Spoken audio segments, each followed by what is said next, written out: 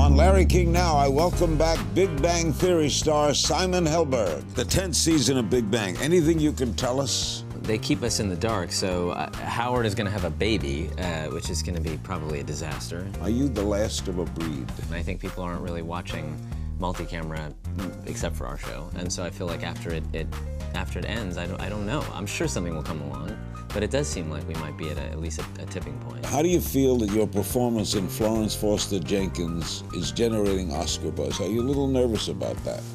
I'm very proud of it. I don't want to get too swept up in the in the buzz, but you know, this is good validation. Maybe I can take that piece of paper home with me. What is it like to work with Meryl Streep? There's just things that she does that you don't. As an actor, it's such an amazing thing to be surprised when you're in a scene with somebody, and then to surprise yourself. And that's what it is with her. It's constantly new, and there's nothing she can't do. Plus, if you could have lunch with one person from history, who would it be, and where would you take them? I'd take, maybe, how about Jesus to Nate Nowell's? That good? All next on Larry King Now.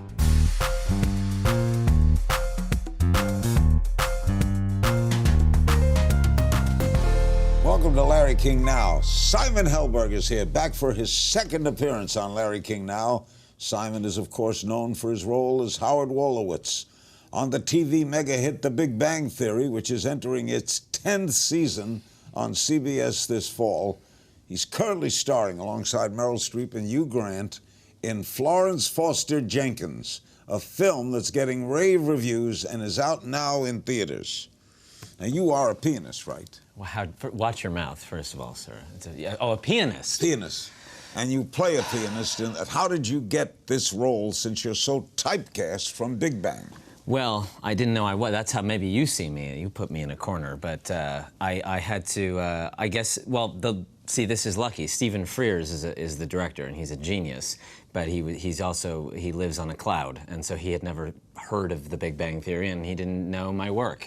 So you had to audition?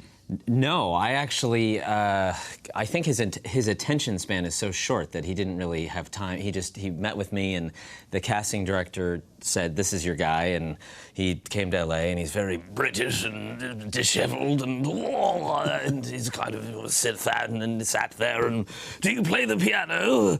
And I said, "Oh, well, yeah, you know, and I do play, but I'm not a concert-level classical pianist." But did you play the piano in the movie? Well, yeah, because I wanted to be in it, so I just lied. You didn't have to fake the fingers? No, I didn't. That was you? Those were my real... They weren't Andy Serkis's fingers. It was me. When you read the script, what did you think? I'd never heard of Florence Foster Jenkins. Really? I feel like you would have, but I hadn't. But there's, you know, she was a New York socialite. You're from New York, right? Yeah, but I was born in '33, and she was big of the 40. Yes. No. Yeah, you would have been young to have been there. So 44, she played Carnegie Hall, and the catch is she's the worst singer of all time. To this day, known, respected as perhaps the most catastrophic opera singer ever to have lived. But in spite of that, she sold out Carnegie Hall faster than Frank Sinatra. I know you're a Sinatra fan. The day after Sinatra played, she sold it out and became the biggest selling recording artist for Melotone Records. David Bowie put her on his top 10 albums of all time. It's a phenomenon, despite the lack of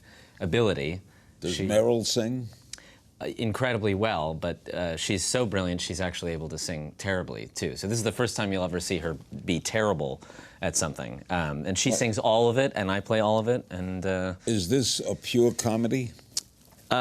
Pure? Or is there some sadness? I mean, you would it's think tainted that a with woman tragedy. making it herself, yeah, not knowing she was bad. Yeah, it has a very there's something very human about it. So and Stephen Frears, you know, he did Philomena and The Queen and Dangerous Liaisons, and his movies kind of smack you in the face, like you're in the middle of a very funny scene, and then all of a sudden you're hit with an overwhelming you know, emotional kind of connection. Is yours a comic role?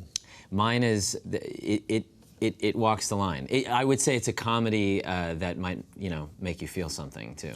Let's watch a scene from Florence Foster Jenkins. There it is.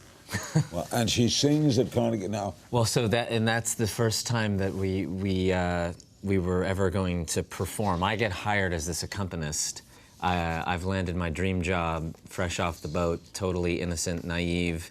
Do you realize she can't sing? No, and then she opens her mouth, and it's like, you know, birds are falling out of the sky. It's the worst thing you've ever heard. But everybody around her is smiling, and she's fully insulated. And so my character's sort of the eyes of the audience, and he's just gobsmacked the whole time. And in that clip, they're about to perform. He had no idea she was ever gonna. Does Hugh Grant, who plays her husband, know she can't sing? Yeah, and he's her manager slash husband, right? And he supports her because the joy that music brings her, and the joy that is what she wants to bring to people, that joy, and she ultimately does. And so it's, you know, it walks a little bit of a morally ambiguous line. What is it like to work with Meryl Streep? It is as much of a dream as I guess anyone would ever imagine. She equals her rep. Yeah, and she makes you better. I don't know if she'd make you better, but she made me better, and it was. I didn't think it was possible. Yeah, she's. I mean, you can in that scene too. There's just things that she does that you don't. As an actor, it's such an amazing thing to be surprised when you're in a scene with somebody, and then to surprise yourself. And that's what it is with her. It's constantly new, and there's nothing she can't do. And Hugh Grant's very good at light comedy. He's a very good actor. This is more has more depth and nuance, I think, than you've ever seen him probably bring. I've always loved everything he's done, but this is a very complex We're used to character. big budget films. This is but it could be a catch-on big hit, right? Of course, the word is it's great. It's got a tremendous. The reviews are almost unanimously rave reviews. When we come back, we'll talk all things Big Bang as Simon and his castmates prepare to enter that 10th season. That's next. We're back with Simon Helberg. Florence Foster Jenkins is in theaters now. I guess you're the third star, right? Yeah, well, some would say, yes. And if there is an Academy Award coming your way, it would be for Best Supporting Actor. I mean, I carry Meryl on my shoulders in this movie, I think, but, you know, sure, I'll take supporting. Let's understand. Rickles carried De Niro in Casino. There you go. Well, that is support. That is, he needs support. Yeah. All right, the 10th season of Big Bang. Anything you can tell us about what to expect? You know, they keep us in the dark. So Howard is going to have a baby, which is going to be probably a disaster, and I can only imagine what a catastrophe that will be. He will have to. He's a baby himself, so that's imminently coming. There's an obvious why to this. Why has this show about people at what MIT, CM, what school are they? Yeah, I'm an MIT engineer. It's physicists, and you think it's a niche. You got a comedy. How was it pitched originally? I got a comedy about physicists. I know. Yeah, you wouldn't really. I mean, I think it had to do. It was basically the idea was the four guys that are, you know, can define the universe in mathematical equations, but can't figure out how to tip a waitress because there is no equation for that. So they had no human. They had no social skills, so how do you get the girl, even if you can, you know... When you signed on, you right from the beginning, right? Yeah. Did you think it would be a hit? I didn't... Truth. I felt something very special when we shot the pilot, which was surprising. When I read it, I thought, this is very funny, but I don't, you know, what's the audience for physicists, or how many Star Trek fans are out there that are going to...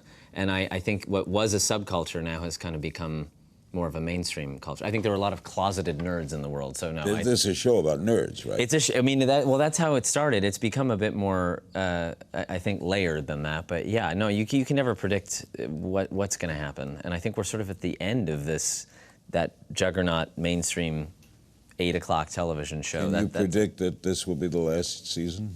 Do you think?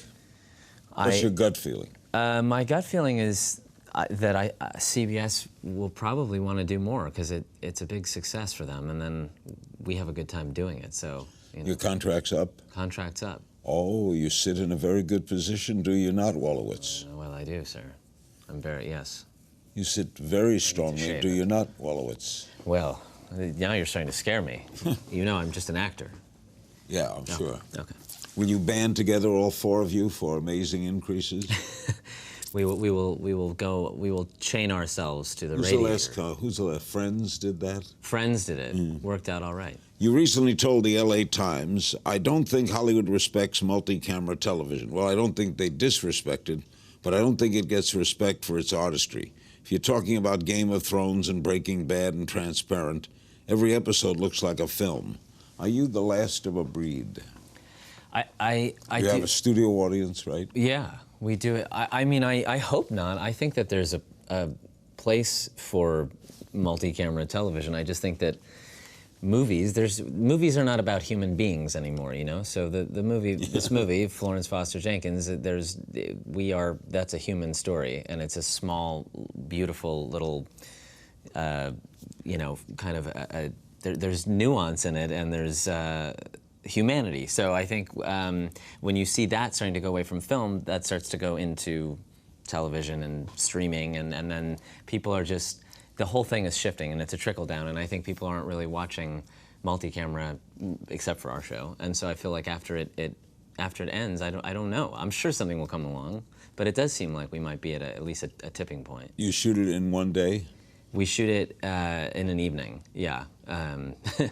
A lovely evening every Tuesday. We shoot in front of an audience. And it lasts, how long are you there? There for the taping's about a few hours long.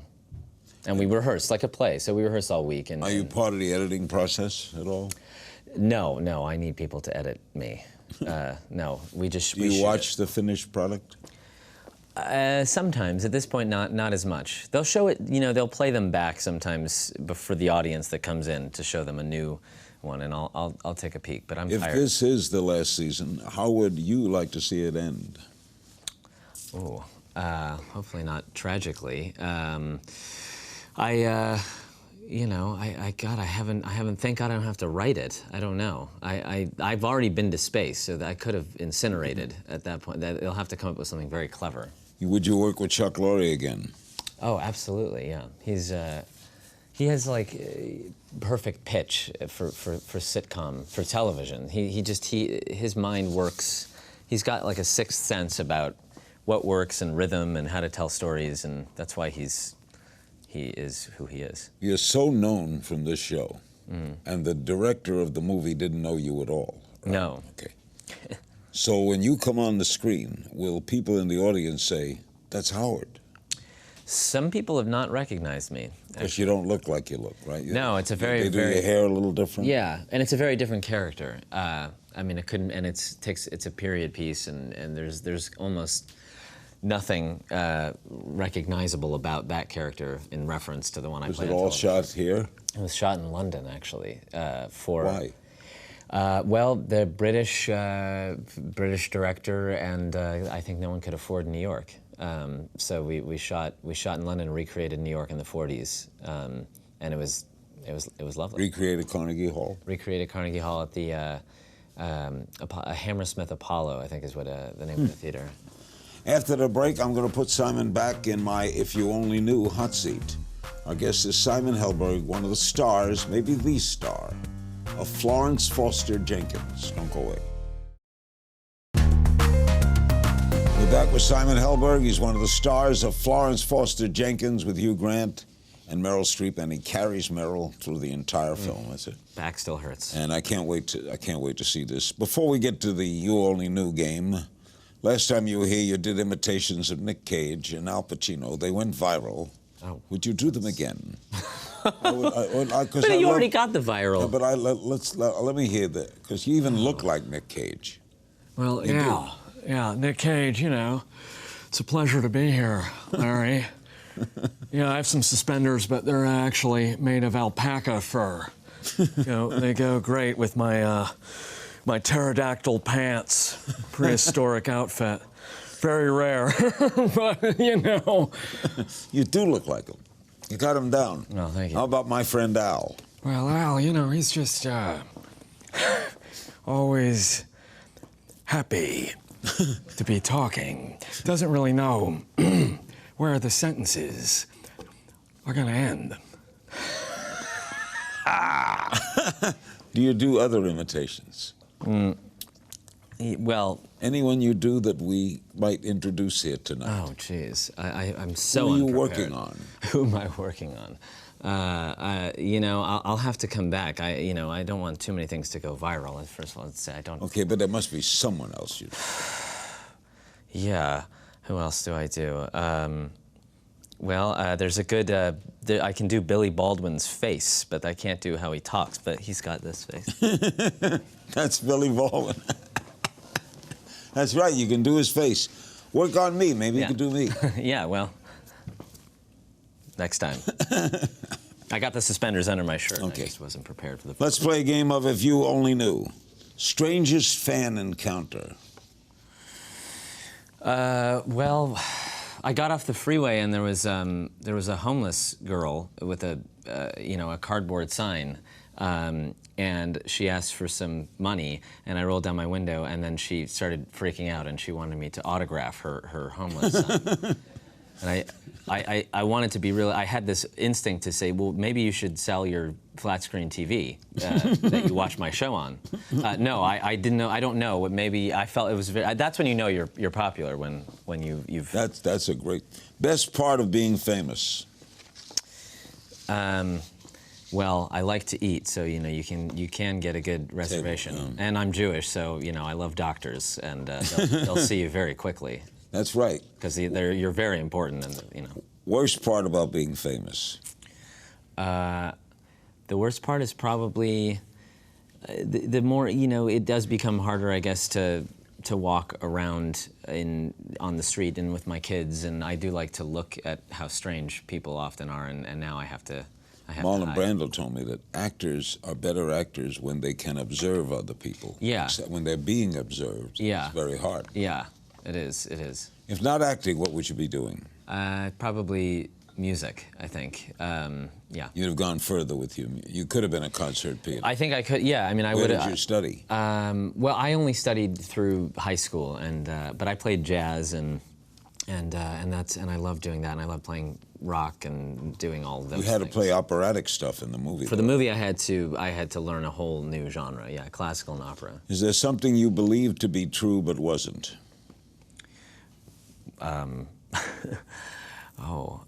You don't have to answer. It's not a courtroom. That's so sad. I like to believe in everything. If you could have lunch with one person from history, who would it be, and where would you take them?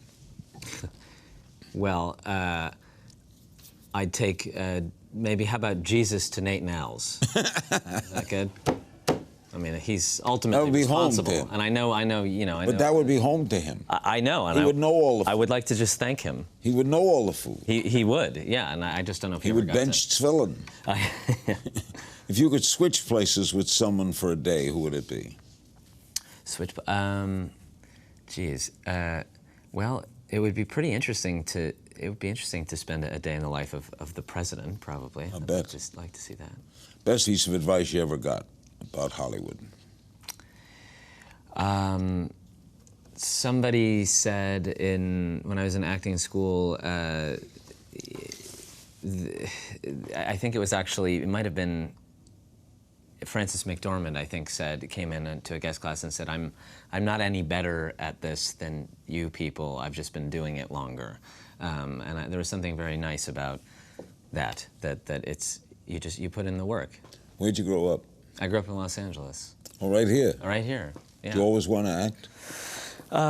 No, I wanted to do, well, multiple. I wanted to be a basketball player until I found out that I was a short, white, Jewish kid in Los Angeles. And then I wanted to do music, and then I wanted to act when I was probably 16, I decided. I got sucked in. With your impressions, did you want to do comedy?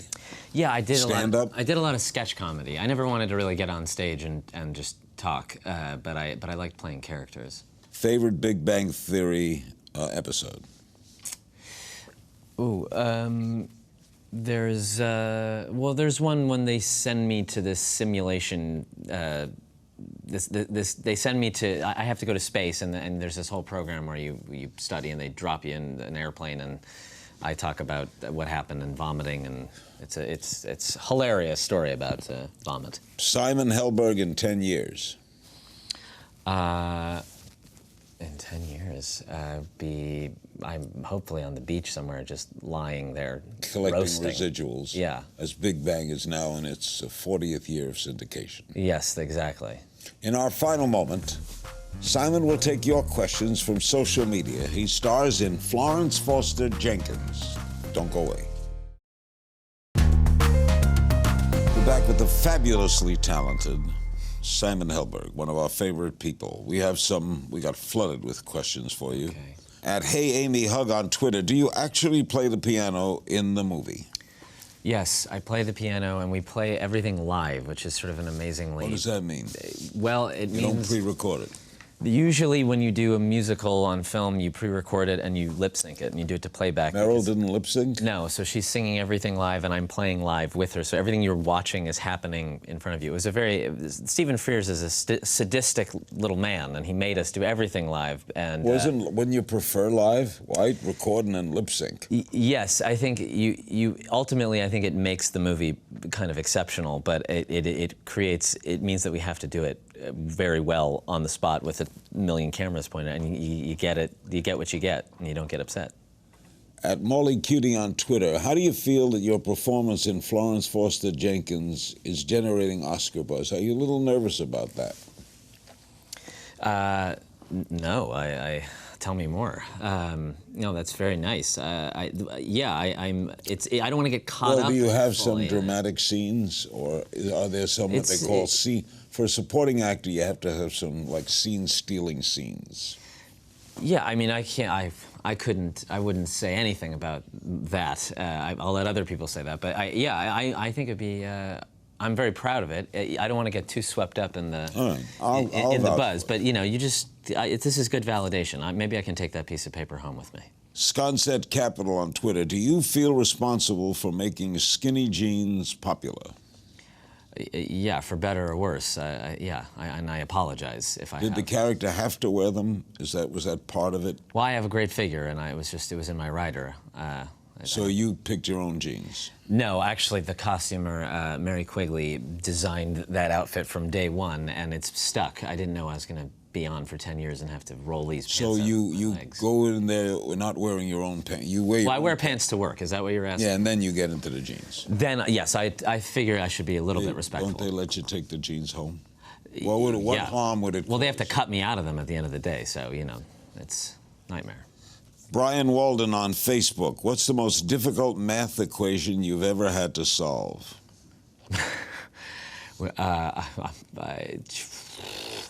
I was good at math, but You were? but I remember nothing. What high school did you go to? I went to Crossroads High School in Santa Monica. But I still get confused sometimes with the tip, you know.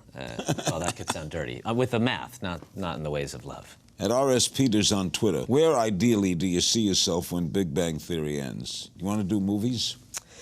Would you do another sitcom? Oh, I don't know. Yeah, probably, maybe in the future. But I'd like to take a break from, just because I've been lucky enough to do it for so long. Yeah, I'd like to do some more movies. Matthias Pearson on Facebook. Do you play any other instruments, and what kind of music do you enjoy listening to? Well, I play. I do play a little bit of drums, a little bit of guitar. I like to, but I'm not very good at those. I like to listen to jazz. I love rock and roll. I love the Beatles. I love things from sort of the '60s to the '90s, and there's some stuff now. I'm very open. I know it's always boring when people say I like a little bit of everything, but I'm. By the way, you said in the movie she performed at Carnegie after Sinatra. Yeah, the night after. Did they refer to that in the movie? Yes, there's a reference to it. Yeah, they're not like, you know, they don't talk about the cologne wafting through the halls or anything like that. But. Sharon Romeo McLean on Facebook. Can you please tell me, is Howard going to have a boy or a girl? I could not tell you. I really don't know. They haven't. I'm sure there'll be an episode where that is a story point. It seems like a good one. But yeah, they don't. They keep everything secret from us. They don't trust us. So when do you first learn? Give me the process. You show up on what day of the week to learn what the script is? I show up on a Wednesday. We do a table read for, you know, it's a half hour. We sit around a table. We read it. And you read the script. Yeah. And you offer changes.